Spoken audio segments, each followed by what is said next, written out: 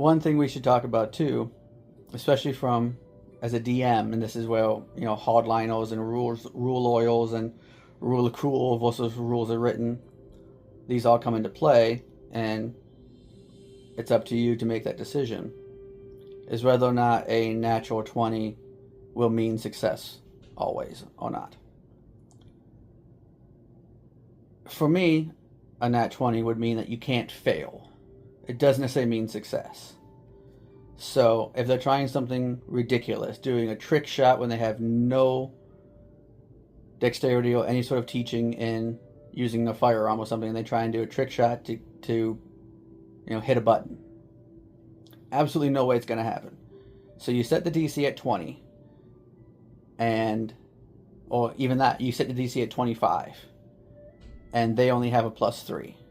So even if they rolled a nat 20, they would not hit that DC. But it's still a nat 20. It's a 1 in 20 chance. It should still be better than anything else.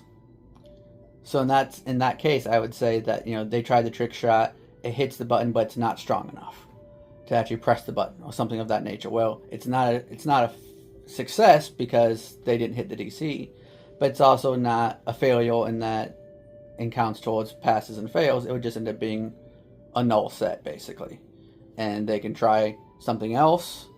Maybe they set someone else up to try something else, like they push it a little bit, so now someone can use Mage Hand to push it the rest of the way because it only needs to be a little bit more pressed, something of that nature.